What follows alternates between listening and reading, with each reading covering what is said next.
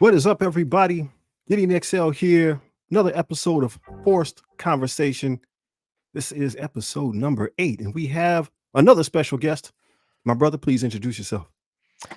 Yeah, my name is Pathfinder. I'm sure if you know who I am, you know me as Pathfinder Gaming. I have a Twitch channel, YouTube channel, Discord, all that stuff.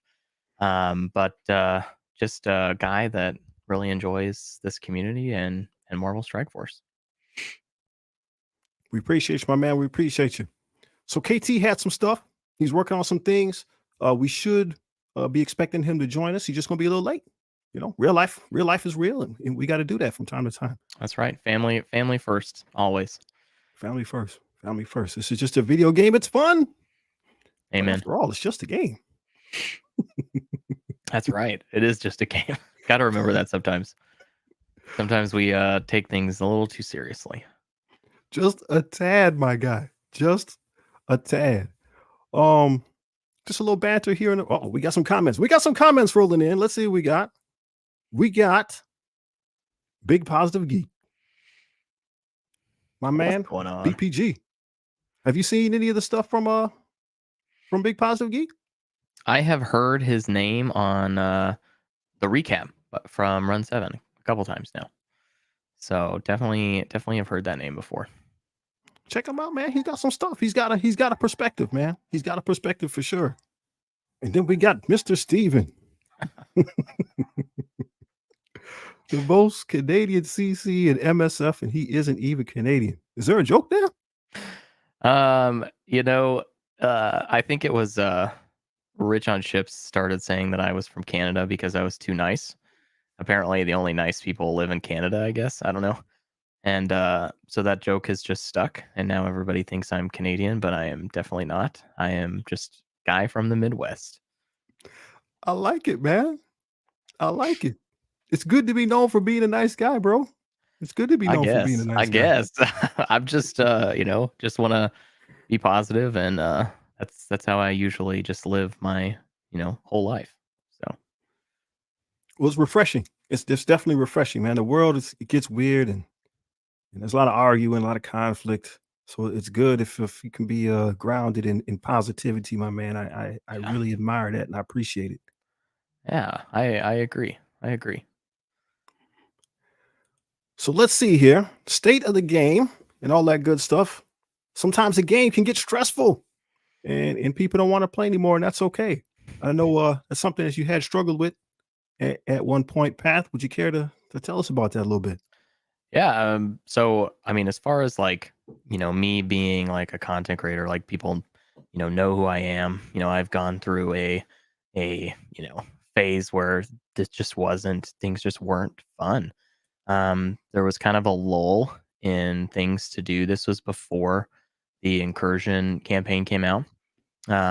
It kind of got to the point where I realized I was on a work trip, and those just are long and pretty exhausting. And I would get to the end of the day, and it would just be like, man, I have to log on to Marvel Strike Force, and I have to do this because if I don't, then my alliance is gonna be mad or whatever it might be, right? And I just got to the point where this just doesn't feel like a fun thing to do. It just feels like something I have to do every day. And I always said I didn't want to get to a point where it just turned into complaining and me no longer having fun. And I said that if I lost the fun part of it, that I would, step away. And so ultimately that's, what I did. Sometimes it's just needing a break, and that can kind of clear things up for you too. In the past, before I was a content creator, I quit on a couple different occasions as well. And it got to the point where, my alliance leader at the time was like, just FYI, if you're thinking about, quitting, just step down for a while, just auto some stuff, just auto raids, and don't care about war, just do your normal thing. Don't care about doing it. Log in once a day if you want to, or don't log in. And I did that a couple times as well, and that kind of put me back in mindset. But ever since coming back, it's been really fun. I think that for me at least, I have learned that I have to inject my own fun into the things that I'm doing. So like, a prime example is like Cosmic Crucible, right? Like that's basically what I stream on Twitch now. Is Monday, Tuesday, Wednesday. I get on, do Crucible. I might do some other things too, but every Wednesday I actually allow chat to completely run my entire Crucible. So like chat there's a channel redemption, and I have people in chat can redeem it. They pick what room I go into, they pick what I use, and I got to tell you, they've come up with some really crazy things that have worked. They've come up with some really crazy things that haven't worked. And I think for me, like in the game at least, I have the most fun for like that, hour and a half, 2 hours every Wednesday. Like that's the most fun thing for me, is getting to do that, because the team comps are always usually just crazy off the wall stuff. And if it works, like we all get a good kick out of it. And surprisingly, chat has won more times than they've lost, and they've picked some really crazy stuff. But That's really cool. yeah, so it's just about finding the fun and finding the right people that are also willing to kind of go on that ride with you. I think that's super important and not talked about enough. Is if you're in a spot where people aren't on the same page as where you want to be, then you need to get, you need to find that. I would definitely encourage that. Oh man, thank you for sharing that. Thank you for sharing that. I think that what you're saying is it's like good life advice. You know, a lot of times, like right now, I wasn't really struggling with the game, but I had this hobby. Like I used to play this game. I don't know if you ever heard of it, called Hero Clicks, Okay. and it's like a tabletop strategy game. Think about Strike Force if it was on a tabletop. Put it like that. Yeah. And I played with my buddies. They were super competitive, and it got to the point where like I just didn't want to do it. Like I was resenting Hmm. going to see my buddies because it was all about this. And it was like I said, it was super I was starting to like not like my friends. So, it's just a game. Yeah. So it's one of those things where I carried that for a while unnecessarily, instead of just saying, hey, like this isn't fun. I don't want to do this. Can we do something else? And everybody kind of paused and was like, well, yeah. Yeah.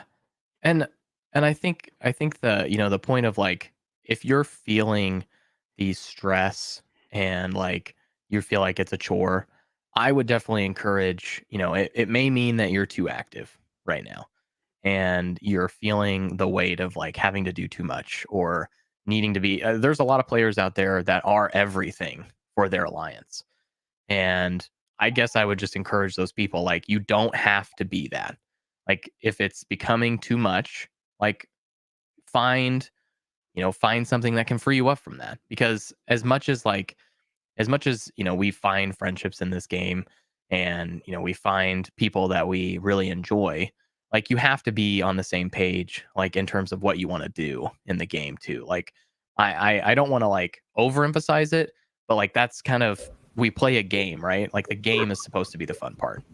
And if you're not with the people that are willing to do the same things as you, like if you are hardcore into war, but no one else in your alliance cares, you will eventually despise war. And so you got to find the people that are willing to go in on that with you.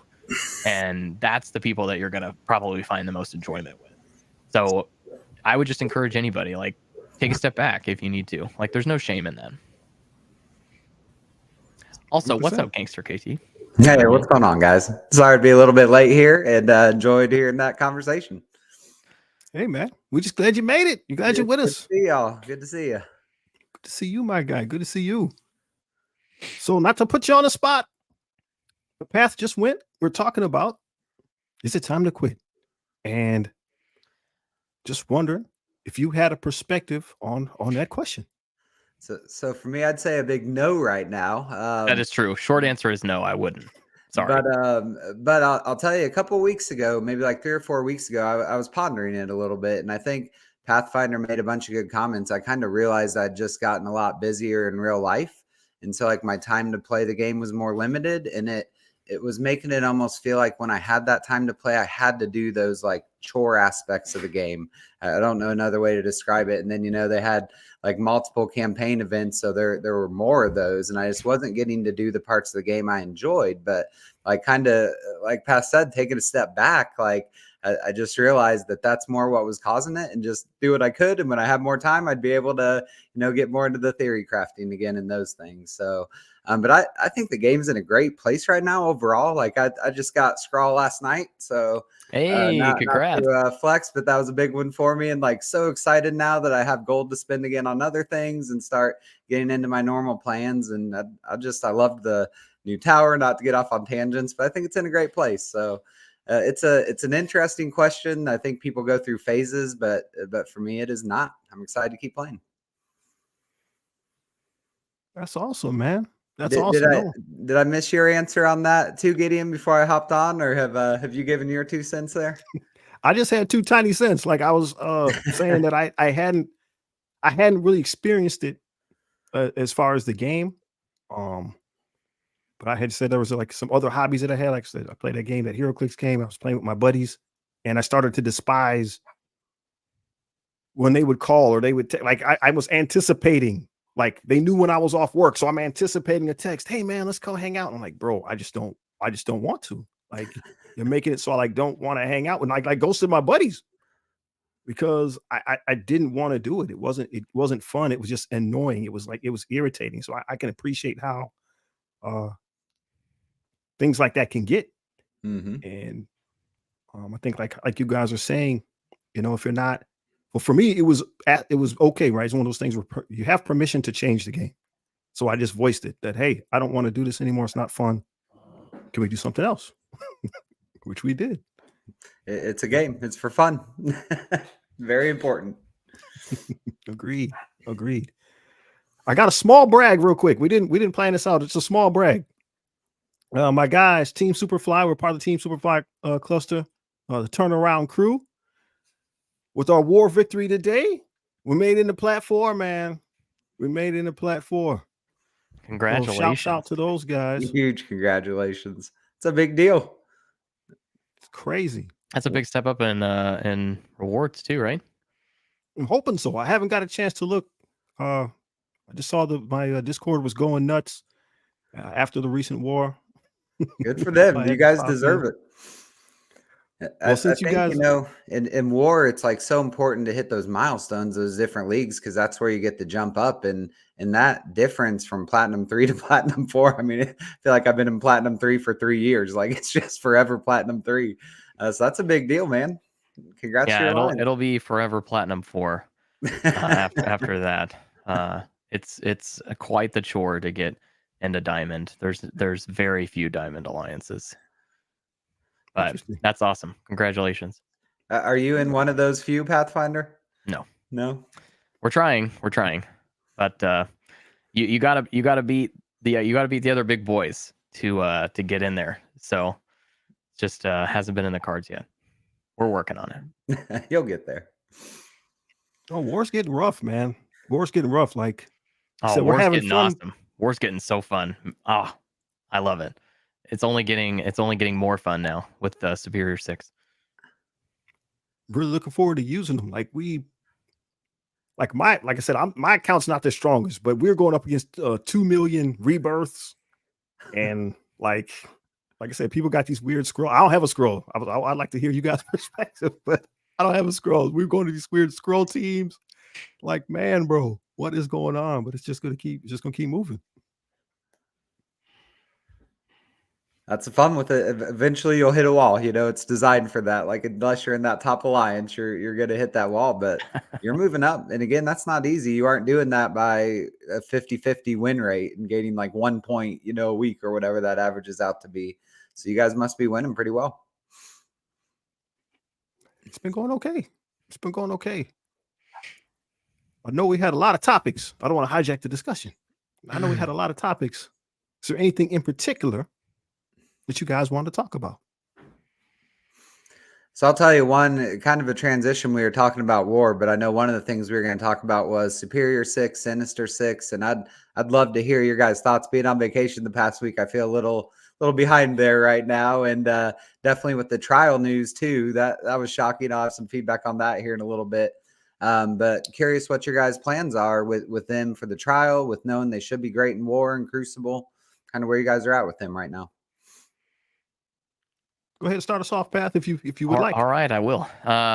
As far as the whole Sinister Six faction, I'm building all of them to usable levels, including Rhino and Shocker.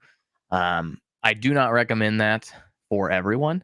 However, my goal is to have 2 viable war teams out of the 10 between Superior Six and Sinister Six, and I definitely think that there is potential for that.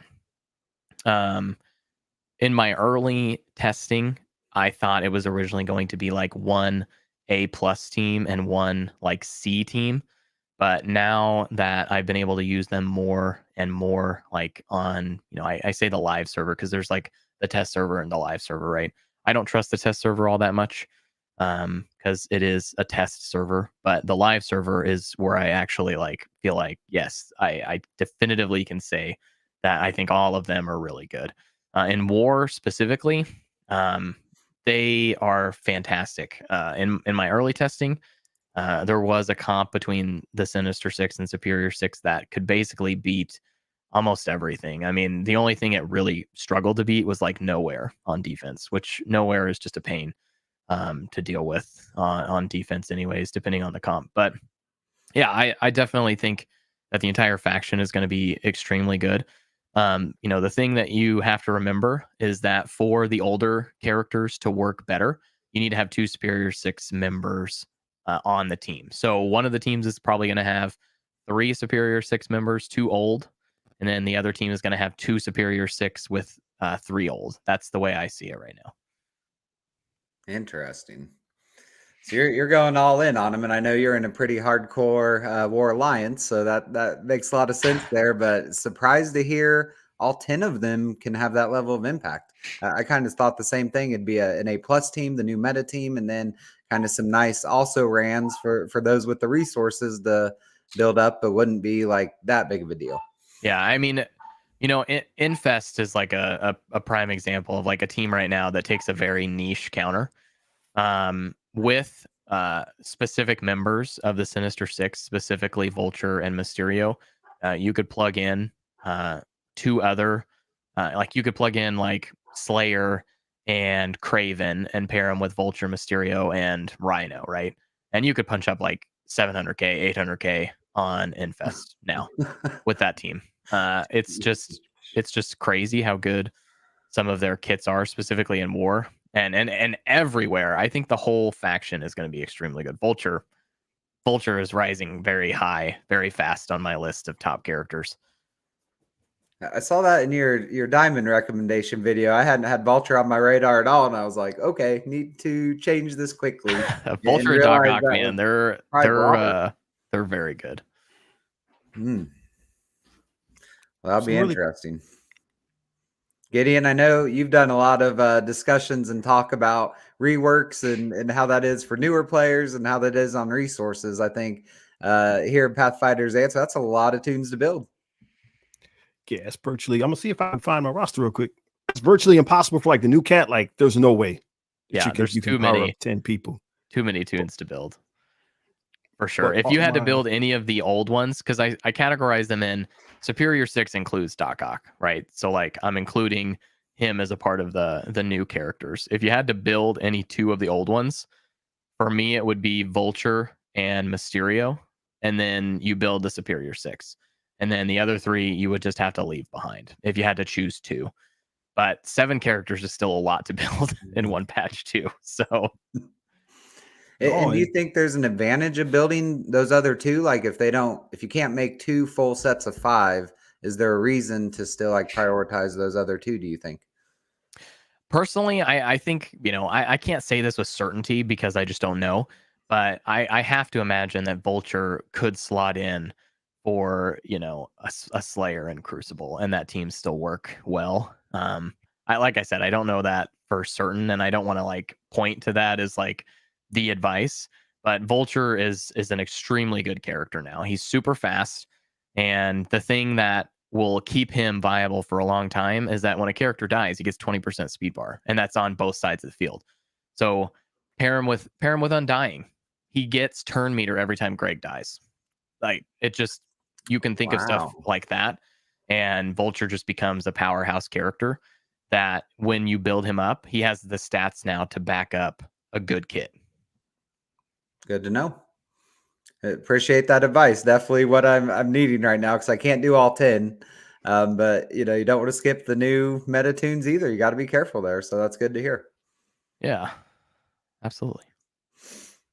Working on the tech. I'm seeing if I can figure out how to show my roster, but I guess I missed the boat on. You said Vulture and Mysterio if it had to be 2. And let's see what I make. I got Mysterio up and running, not my Vulture. I don't know if I'm able to show you guys, but for my endgame account, Dr. Octopus, Mysterio, Electro. I got a diamond on her. I don't have her up to 7 stars yet, but I rolled a diamond. So when she gets up to 7 reds, that'll kick in. So I went with that. Now, I wasn't thinking about Vulture, but I still got some room and I still got some time. So maybe I think Electro's more war focused, I think, than the other ones. Her call outs are more geared towards war. That doesn't mean that she's not good. I mean, if you have diamonds on her, she could definitely do some good damage now, for sure. But I think in terms of like the kits themselves, Vulture stands above the other ones, and I think Mysterio is right behind. The kits aren't working right. I don't know why. I mean, I guess we're dealing with a company that makes mistakes often. He blinds everyone when you have 2 Superior 6 members with him, and that happens everywhere. In the text, it says it's only in war, but it's happening everywhere. So an entire a field's worth of blinds, I think, is pretty impressive. I would definitely encourage those 2. If they fix it, they fix it, but they aren't known for quickly fixing things.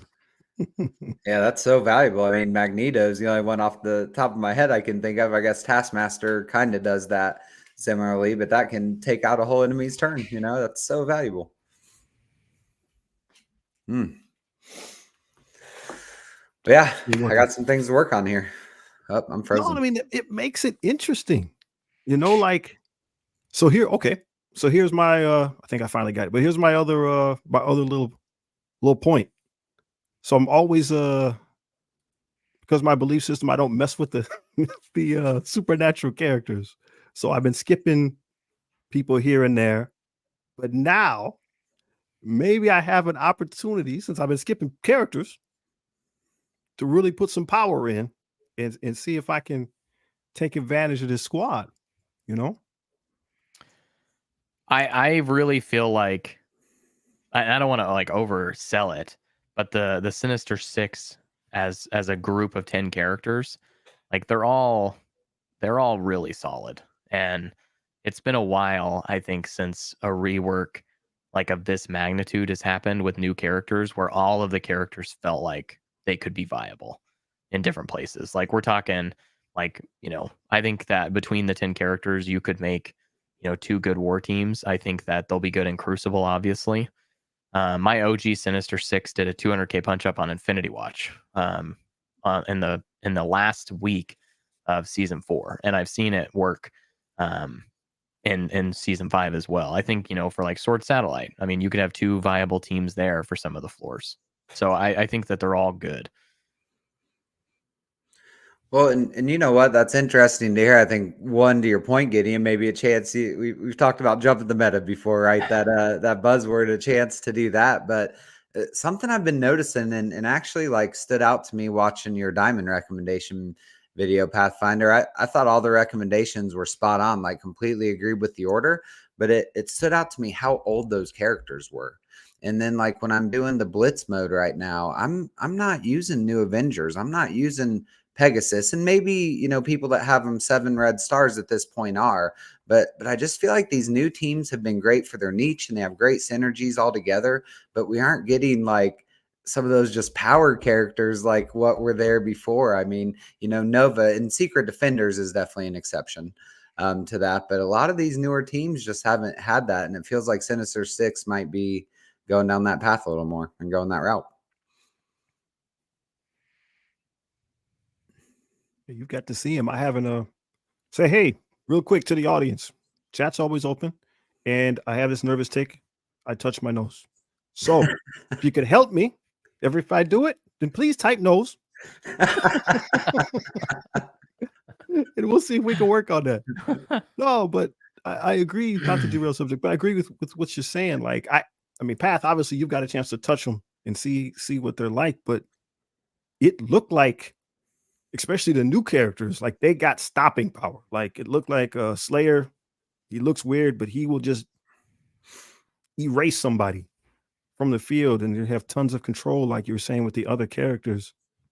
Like, Yeah, I don't have any like public footage. I did some testing in DD6 with them, and I think it was a 5/5 Spider Slayer on one of the city nodes. There's a She-Hulk that, you know, is super annoying because you can't kill her fast enough before she throws everything back, because there's Fantastic Four characters, right? The Spider Slayer ultimate one shot the She-Hulk. Holy cow. It was pretty impressive that, you know, that character did that. I think that the point of him being on a team is to like nuke someone. I think that there might be, you know, like the ability to like Secret Defenders right now, or like a Pain in Room 1, right? I think that, you know, potentially Slayer could like nuke down a Black Cat turn 1 or something along those lines. I don't know exactly how it's going to work, but he can definitely deal some damage. Lizard has there may be other characters that can do this, so, you know, your chat can correct me if I'm wrong. He steals all positive effects from everyone and then redistributes them all to his entire team. Like, I don't know if a character does that, where it's stealing from one character, right? It's stealing from all characters. Like, you could steal, you know, offense up, defense up, immunity, you know, other than safeguard. Like, you could steal every positive effect if it's on the other side of the field on the different characters. Like, that's insane. That brings a ton of value to that team. And then, you know, Green Goblin, like with Green Goblin and Vulture, there were some times where you just rewind everyone, they never take a turn because you're just rewinding them so often. It's crazy. Some of their kits are really good, and they're not all tied to Crucible, which I think is a good thing, because that's been the crux of a lot of the teams that are tied to game modes. Like MOE, you know, other than Kang, they're all kind of like okay outside of Crucible, but in Crucible they're amazing. But this team seems to be the opposite. Like, they're good everywhere. Good. We need more of that, I think. Again, I it agree. made some of these recent teams, they're cool, they have their place, but they don't, with Secret Defenders exception, they don't feel that epic. Yeah. Like some of the teams used to, or the Horseman teams did. And so it'll be good to have that again. Yeah, even to a certain extent, Nowhere is kind of meh, you know, outside of Nova in War, right? Like, they're good in War, but everywhere else they're kind of like, they're not that great. Yeah, agreed. So I love that, and I love that they're doing it with the Sinister Six too, right? Like, how many of us grew up, you know, watching Spider-Man and watching like the villains of Spider-Man? Like, they're all iconic, right? Except for, you know, Slayer. Like, who the crap is Slayer? And no one even knows who that is. I know people are disappointed that we didn't get Sandman or Scorpion or whatever, but I think that just leaves room for them to add them in the future. Yeah. Yeah, no, Green Goblin will be fun. That was one of the first villains I remember in Marvel, and it'll be good to have him. And soon. Yeah, next week. Oh my gosh. week. In 4 days, right? 4 days? Yeah. Crazy. So Looking that's forward one to it. thing. If you guys are open to pivoting here, seeing the requirements for this trial, I know like sometimes initial reactions to news could always be negative, or you look at like the bad parts of it. But I'm actually a little nervous. And the rebirth news was one thing. I think that like diminished some of the new Avengers is the team you need and that whole dynamic. But it's looking like these Sinister Six are going to be needed to really push the top score for the city villain section, and then maybe even for tech needing Pegasus. Not sure Kang and Doom and some of those guys may be able to carry it, but it just feels like they're really requiring these new teams a lot more than what they have in previous trials. And I was all set with my new Avengers, ready to like try and get top 200 again, and now I'm really worried that I'm gonna have to build a lot more characters up to do that. Did you guys have kind of a same reaction there, or you think I'm getting carried away? You'll have to tell. Was it announced? Like, I have been away this whole weekend. So was it announced that what the traits are? There's data mines out Okay. there. A couple of videos people have out. I saw one Boylan did. I thought was really good. And City Villain is one. I think they start at difficulty 8. Like Okay. at 7, it's just City, and then at 8 Oh, it okay. becomes City Villain. And then Global Blaster is another one. Global Blaster City Villain. Okay, I'm gonna look that up in game real quick. And I forget the third one, and then obviously Rebirth and New Avengers. But City Villain's the one I'm worried about. It didn't seem like many good options without these reworked Sinister Six there. Okay, Oh, so if I I mean can the throw 'em big up. the big standout, right? Black Cat's there, so at least we'll have one really good character. Doc Ock. Yeah, Doc Ock. Mr. Negative is an interesting one because you can ability block 2 characters, and if there's war packs, which I assume there will be because one of the teams is war focused, then he'll have some additional bonuses, I'm sure, and that could give some room for Kingpin as well. And then I think Vulture, if you need to build up Vulture, I would say now is definitely the time if City Villain is a thing, because anytime one of those minions are going to die, he'll take more turns. I think that'll be a fantastic comp there for sure. Good to So know. in And that conjunction with Mr. Negative.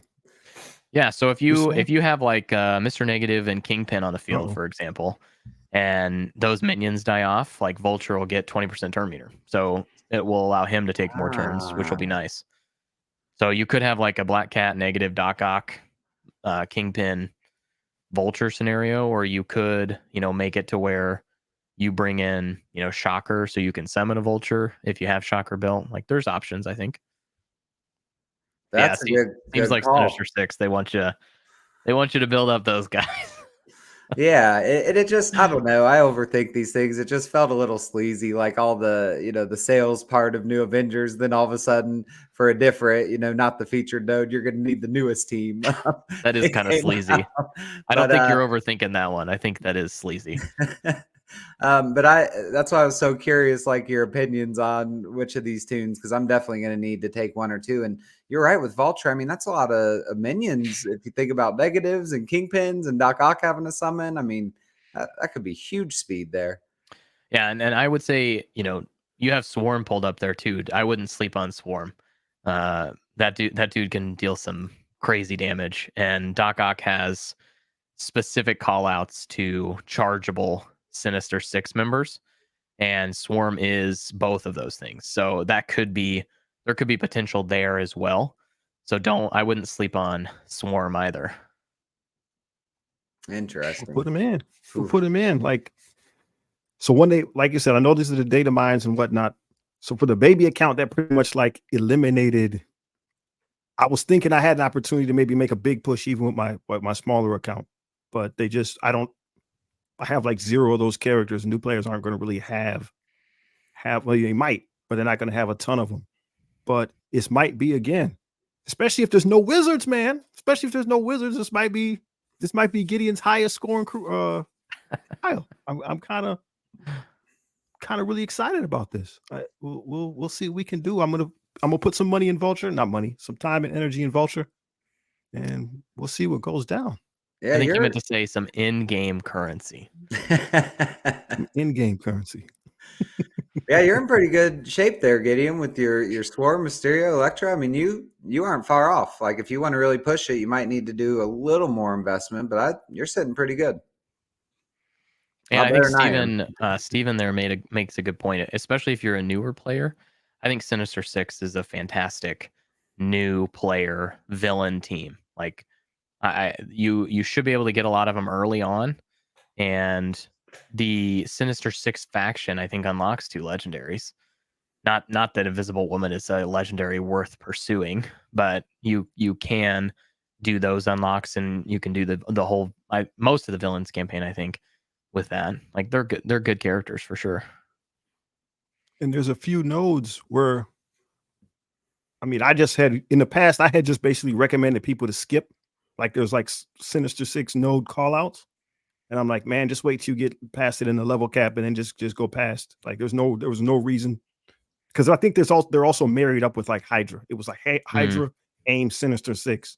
And so like, guys, I can't really recommend you to build a team of 5 of any of that, man. Like you're gonna, because Rebirth was big, you were gonna have Winter Soldier, but like, and you could power up Zemo maybe and brute force it maybe, but now, yeah, man, yeah, that'll do it. I feel like I'm the conductor of the Sinister Six hype train. Like every chance I get, I talk about them. Hey, you're excited about them. That's good. Steven, what 3 legendaries? What are the 3? Shuri, Invisible Woman. Who's the third? Who's the third? Oh, Black Cat. Yeah, Black Cat. It requires Sinister Six and nowhere. Sinister Six is viable now. There you go. Wow, good point. 3 legendaries. So you could build up Nova and the Sinister Six and get Black Cat. That's awesome. I didn't even think about that. Yeah, I think that's a solid recommendation right there. Now that actually was a buddy came back to the game after about 9 months and we were having this conversation. I'm like, nowhere's not that great, but I mean, you need Black Cat, so you almost have to still build them. But what another option now? Going back to your the trial thing, City Villain, I think will be the least problematic section. If I had to guess, because I have no idea. Like I don't even know what the nodes look like for the next trial.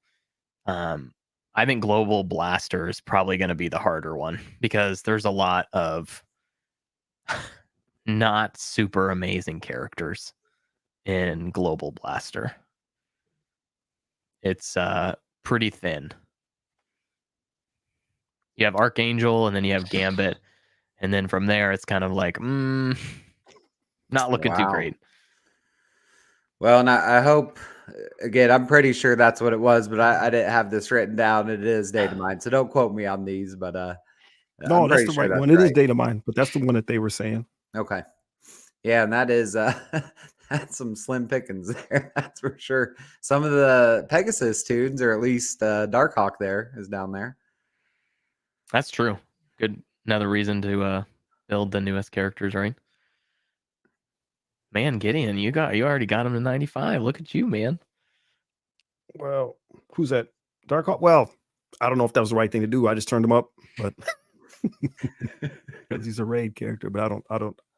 We made it to difficulty 6 also in incursion. So I don't know what's necessary there. So I turned him up, and the nodes are definitely hitting back. So don't want to derail the discussion. But yeah, I mean, yeah, I don't know, man. I don't know. Like you said, Archangel, Gambit. If we put Darkhawk in, that's 3. Maybe Agent Venom, like if kind of like the boss on the incursion lane, if you can somehow just stack up a bunch of debuffs on someone and then get a huge hit AoE with Agent Venom. But hopefully it's only one node and we can cheese it somehow. Yeah. Maybe there's like a summoner and you could just abuse it with Archangel or something. That would be nice. Hopefully, and I guess enough characters for a sack team or two. Maybe get some of the cooldowns out of the way, but that's slim pickings. Yeah, You and do- I definitely have rebirth there too that you might have to overlap, which isn't exactly ideal. Good point. You do have a little control with Deathlock. So maybe he's in for a node. Maybe Sunfire's in for a node. If there's only two nodes to help you get some defense down, help you get some control. Yeah. And like the rest of the guys, man, like Whew. That's going to be interesting. Ultron might find a way to work in there, but wow. I'm Yeah. planning on using Yellow Jacket somewhere in that global blaster if that's a thing. My Yellow Jacket is bigger than he should be. He's pretty beefy. He's pretty beefy. He's only 320k. Wow. Hey, here's where those random things pay off, That's right? Like It's a war maybe. tune, right? So And then I think the third one is tech, just flat out tech, which has a lot Tech in more general. options. okay. We should be balling there. Yeah, Doom is always such a cheat code on these trials too. He's such a great character for him. Just being able to get through, like a wave of 10 guys. He's amazing at that. So hoping we'll be in pretty good shape with existing tunes here, but my Pegasus might have a place for people that have them bigger than what I do. And don't forget,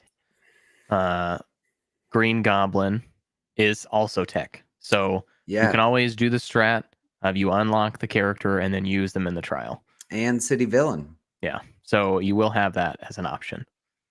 Great point. Is he a global the blaster easy too by unlock. chance? Not global. He's city, but he'll at least be in 2 sections, it sounds like. Well, that'll be good. I'm excited though. These Dark Dimension is one of them, but these trials are probably my favorite game mode. I just like it's the perfect challenge, and I'll just sit there and reset 20 times if I have to. But I love these things. Really glad one's coming up again. I think the way it's structured too, like it's gonna.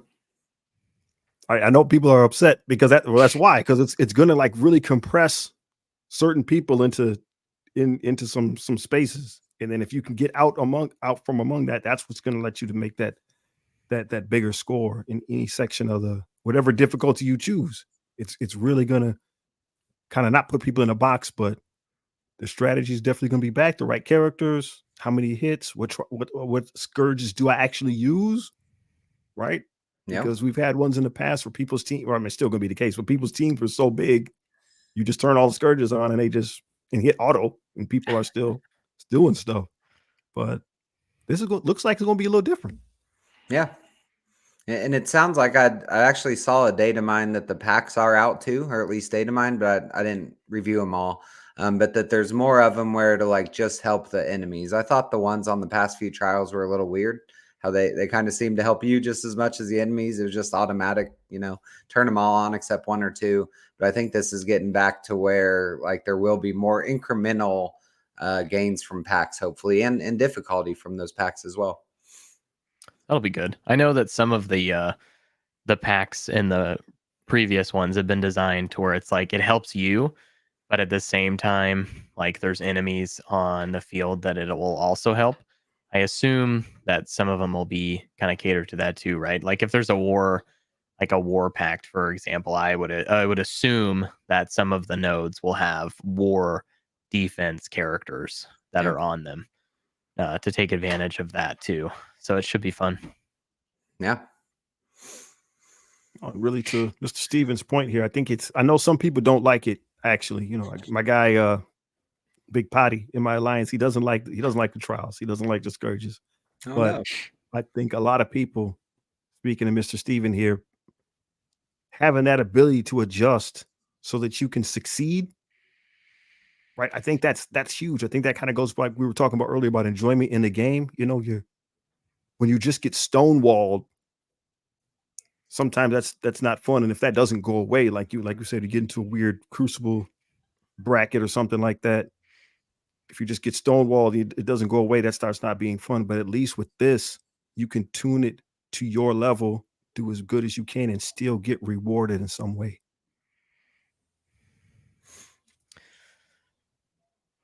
Absolutely. So maybe, or what did you want to talk about there? Good one. Oh, he's nodding. He's nodding. I didn't know if you want to talk about that or the Super Scroll. Maybe it's both. Well, that's actually a good point there, Gideon. I think maybe part of that dynamic, but yeah, I'd love to talk about this if you guys are down. I think it's really interesting, and I guess I haven't felt this as much recently, but I've gotten quite a few comments from people that they're really concerned about this and feel that gap's getting bigger than ever right now. So great thing to discuss. Where do you guys think that sits right now? Can you guys hear people in the background? Just not to interrupt. I got No. I got a lot of people at my house right now, man. I don't. And No, I don't hear anybody. they're enjoying life. But go ahead, Pam. I'm sorry. I mean, I've talked about this recently. I actually think that there's two different gaps, and they're like different ways of thinking about it, right? So the free, well, I'll start with the free to play versus spender. I think that if you are a spender in this game, I think you should be eyeing two specific things that you should be purchasing, and it's just the passes. I think that if you're buying characters, personally feel like you could stop doing that if you wanted to, because it seems to me like a lot of the newer characters will get put in the pass fairly quickly after their initial event. And those passes, I mean, are rewarding like an extra 100 shards, which is, $20 is a whole lot less than $50 to get 100 shards, right? But the passes are also exponentially increased in the amount of gear and the amount of training mats and the amount of gold in the amount of like teal catalysts, like in the battle pass. It's like, I want to say it's 10 times more than it is in the free track. So like the difference between somebody who's just, playing the game to play the game and somebody who's willing to just purchase the pass, I think is increased by a decent margin. But I actually think that there's a casual free-to-play player and an active free-to-play player, and that gap is closing as well. Like the casual free-to-play people are closing the gap on the competitive free-to-play people, because the events at this point, casual player, free-to-play player, active player, are basically achieving the same things in the events now too. And I think that both of those gaps need to be addressed somewhat. I don't think they should be as big, or in this case for the free-to-play one, as small as they are. I think if you only log in once a day or twice a day, and you have somebody who's playing the game, multiple times a day and super active, getting the same thing, it just doesn't make sense to me. Agreed. And I think that's one place. I know Gideon's a fan of it, but I just hate Blitz. But that is one place where I think like it's fair that like incremental time spent in the game does get you bigger rewards. So with your free to play example, that is one place where the more active guy gets more, but they deserve more if they're that much more active. You actually bought the pass. Like I haven't spent money. So my mindset was always, okay, I'll allow myself to spend $5, not always, but $5, 50 character shards. And I would allow myself to do that between Friday and Sunday. Just to keep my spending. Because I like the game. I'd like to spend on the game, but the game's expensive. So to keep my spending in check, that was my rule that I followed. And then these passes came out, man. And I'm like, well, there's some good stuff. And I got my global team finally up and running because of the last pass that just came through. It would help me to bring three people up to a gear tier 18. And so that's like I'm thinking, kind of like what you're saying. I'm like, well, maybe that's the path I'll go now. Maybe once a month for me, I will buy one of the passes if it's something that's going to benefit my account. And it seems the way that they're structured now, at some point out of those 4 during the month, something's going to benefit your account. Yeah, and again, talking like free versus paid track. Like on the free track, you got 2 of each mini unique for G18. If you purchased the pass, which is $20, then you got a full set, like not like one set of the mini, right? So you get 22 total. So the difference between 1/11th of completing a piece versus completing a piece, like it's a lot when you think about if that pass happens 26 times a year, right? But then you also have to think, let's say you buy the passes, right? Every time. That's over $1,000 a year. Just let that sink in for a second, because it doesn't feel you wouldn't feel like that, right?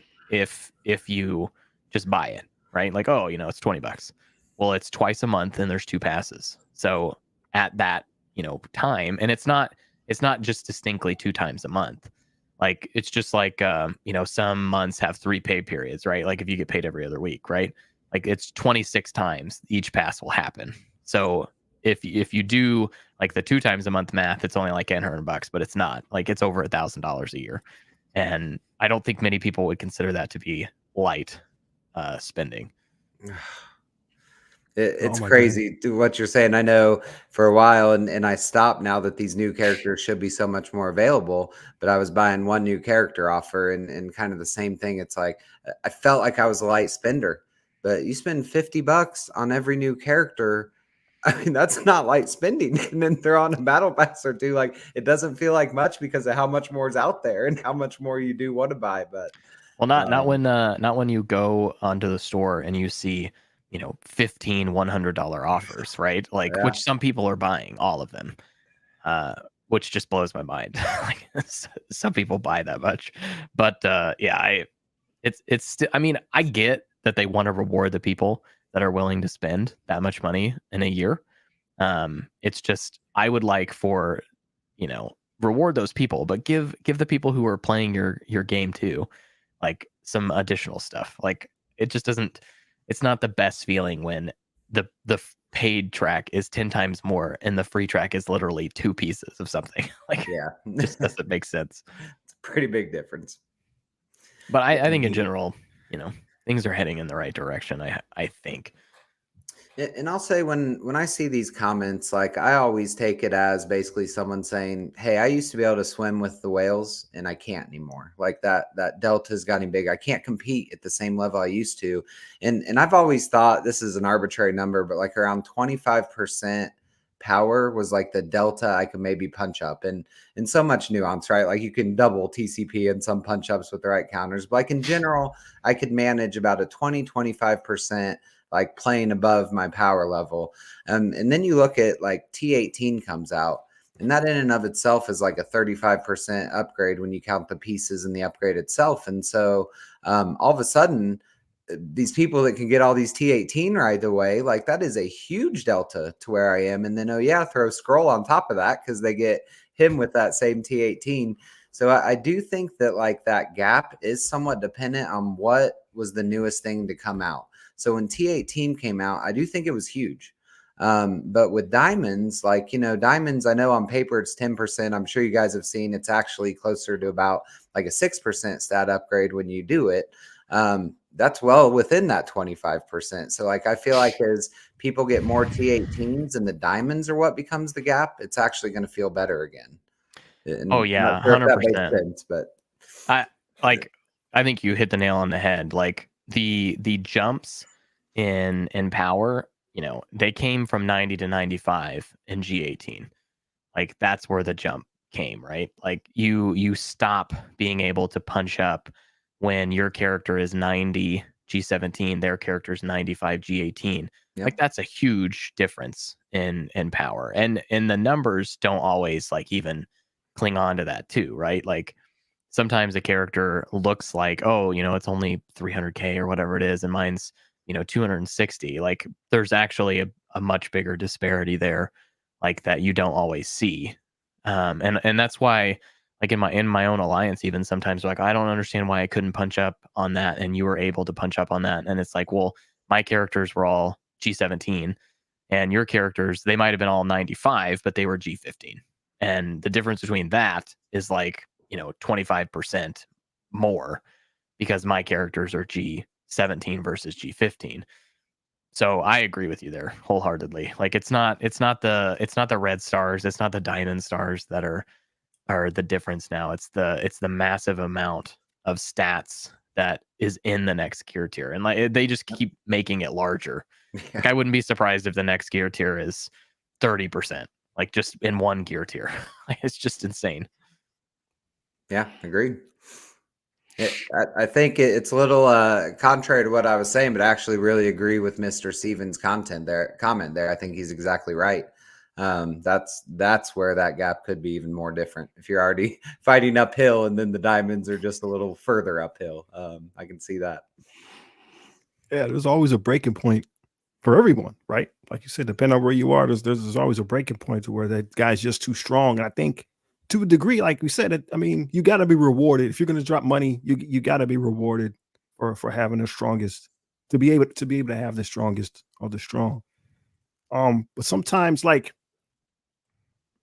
we've seen this before. There's these rubber bands, right? Like they're going to jump ahead as they should. They're going to get bigger, badder, stronger, and then we're going to start catching up. And then it happens again, right? Maybe they open it up to, I don't know, 6 diamonds or 7, give them 7 diamonds or whatever, or the new gear tier. There's always going to be that rebound.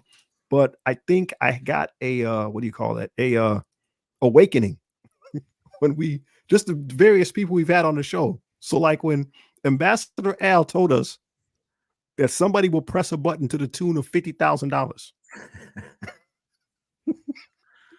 You're not catching up to that, bro. Nor should you be able to, man. That's somebody's yearly salary on a button push. I'm not saying it's right, but you're not catching up to that. Like, so that kind of gap is just it is what it is. So sometimes I don't want to say be content, but like where is our competition? Am I able to compete with the people around me, or is the game getting too spread out that those gaps, even in the different play styles, are getting bigger? I don't know if I'm making sense. If you won't say it, Gideon, I will. You should be content with wherever you are at. I should not be competing with Beta Ray Bill pound for pound. Can I, in a 1v1, can I make it interesting? I probably could. I could probably do that if I, had the right strategy and had some things go my way, right? Like I've punched up 20 mil before in Crucible. But am I going to compete if there's in war, right? If there's an alliance of 24 Beta Ray Bills? No, our alliance is not going to compete with that. In fact, we often will fight an Onslaught, which is the 3rd largest alliance in the game. We're the 15th largest alliance in the game, to give you guys an idea. It's still like a 350 million punch up for our alliance. It's just not always feasible to do that, and that's okay. We're getting closer. Like the gap is getting closer as we learn and we strategize our way into that. But in general terms, if you're 30 million and you're fighting somebody who's 70 million, they're likely going to have the advantage. And they have spent the money to earn that advantage. If you want if you want a game where you just buy the game and you compete with people, like there are games out there that do that. This game isn't one of them, but I think that you can still find your competitive niche where you are. Absolutely. It's things like getting to Platinum 4 in War, right? That's not beating Beta Ray Bill. That's a huge accomplishment, like relative to where your alliance has been in the game. And that's the feeling of success and accomplishment you need. It's not being number 1 or you're playing the wrong game. And I want everybody to play Marvel Strike Force because I think it's fun, and I think all of us think it's fun, right? But you have to. I think you both say it all the time. You have to have the right mindset, and you can't be thinking that just because I exist means that I should be able to compete with anybody else without spending what other people are willing to spend. And if they want to spend it, let them, because you enjoy this game. Yep. If you're free to play, you enjoy this game because of people like Beta Ray Bill. Absolutely. Keeps it going for all of us. 100%. No, I think I like the framework of the game. I think is close to perfect as far as game like mobile games go. It seems like they want you to have the toys, they give you the characters, and then people pay either in time, money, or both for the power. So, and I think that's great. That's a perfect market almost. Agreed. And it seems to me like at least they promise, right, that within 6 months, if you're free to play, you will eventually get a character within that 6 to however many months range. I think they said 6 months. I can't remember verbatim, but it seems to me like that's their, where they want it to be, and they want all the characters to be minimum viable for 12 months. So if we trust them at their word, then I think that progress is gonna happen for everybody. Yeah, that'll be interesting, and having a known cadence to plan around, I think that'll be helpful. So we will see. That is 6 months is what they said. So to your point. And I think at least now we have more like channels to where that can be kept accountable, or at least I hope so. That's the hope, right? Mm-hmm. Yeah. So, guys, we're at that hour. I don't want to dominate your time, but we are at that hour. Was there anything else you want to discuss? I know that you had something about the scroll, but I don't want to take up your time. You guys both got them. Congrats. How's it feel? Great. Really great. Yeah, I just woke up a whole different person today. I mean, can't even explain it. Like, just no, but it's nice. And again, I mean, having him, I've been getting beaten up by him for a while and kind of hit that wall in Crucible where I couldn't go further without him. So nice to have him, but just even more excited about like all the gold I'll have again.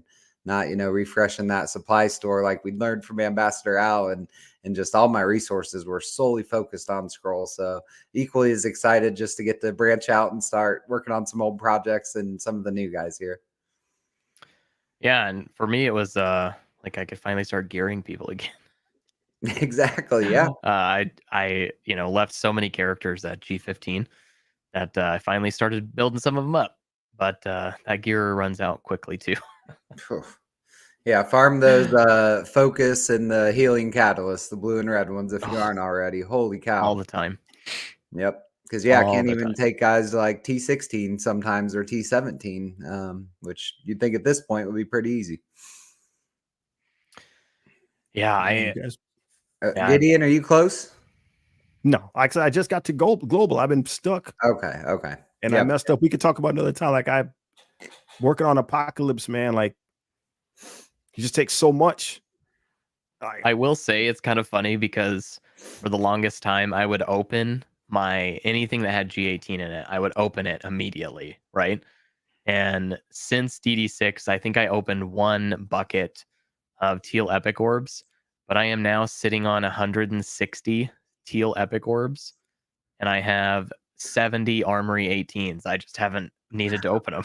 So I'm just letting them sit there. Whatever, man. Okay, whatever. No. I'd let you borrow them if I could.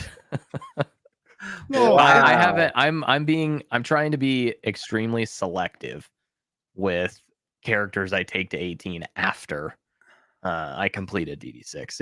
It was only a handful of characters, and I would definitely say only invest in the characters that are going to like be a significant impact on your daily like game, or like something that you need to accomplish something or whatever it might be, right? I took a couple luxury characters up. Like I took Vulture up to G18 because he's on the cheaper side, and I just love using him. But a lot of the characters I'm just not taking him to 18 yet. Sounds like it with all those orbs.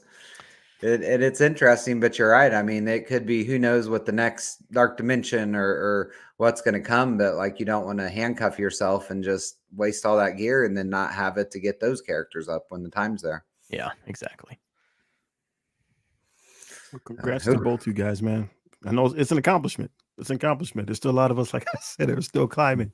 So it's definitely an accomplishment. Congrats to both you guys. And I don't think we're in the same arena cluster. So go ahead and Oh dominate. man, I'm still salty in my shard because I thought like I would have a little bit of time to like bask in the sun. There's one other person, Zubin, is in my arena shard. He had scroll for a long time before any of us, and I was the second person in my shard.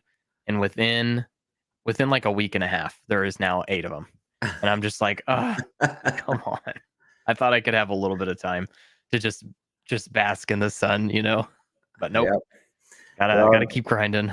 With the raid season reward changes that were announced, and then with, like you said, in the battle pass, having so many of those in that paid row, I think they're going to be coming fast and furious here. People are going to be getting them left and right. What did you finish? I'm curious to know. It was like 1536, mid 1500s. Okay. So actually, it was fun. I had a buddy in the alliance that finished like literally 1 minute before I did. It was like, been working on this almost a year, and you finished that close. It was pretty crazy. That's awesome. So yeah, but he's great. You'll get there, Gideon. You will get there, my friend. We'll get there. We'll get there. I think, like I said, it's just rolling the dice. I'm pretty sure my next. I think that I have the guys already ready. The gear, enough gear for the next 2 or 3 sections. I just couldn't get the pieces that I needed to get Apocalypse up and rolling. And like I said, I got that pass, got him, got Tigra, and then I just pivoted to, I think it's World War II cap, just cause, so we can start it. Yep. But hey, guys, thanks a lot. It's been an hour. Don't want to dominate your time, but thank you guys so much for another good conversation. Pathfinder, thanks for definitely coming out and hanging out Thank you with for us. having me. Anytime, my guy. Anytime. Where can people find you? I'm sure if they're watching us, then they're watching you. But just in case anybody don't know, You can find me on Twitch and YouTube, or join my Discord. I try to be active there as well. But yeah, Twitch and YouTube, Pathfinder Gaming. But that's where you can find me. Yeah, you have excellent content, man. I know I've said it before, but learned a ton from you over time. And if you guys haven't watched Pathfinder, go check him out. I was just sending some of your old infographics to my buddy who started playing again recently and was looking at some of the older teams, what to invest in. But you're really good. Appreciate all your help. Thank you. I really appreciate that. KT, where can I find you? Yeah, thank you. So you guys can find me on YouTube. So mainly just on YouTube, but at Gangster KT. And been on vacation, been a little distant the past couple weeks, but hope to start getting some videos. Definitely have some content on my mind I want to get out there and share. So hope to be getting those out again soon. Solid, man. Solid. Hey, never feel ashamed about that, man. Real life is real and you got to live it, bro. You got to live it. Absolutely. Very important. If you're watching this here on YouTube, obviously this is where you can find GideonXL.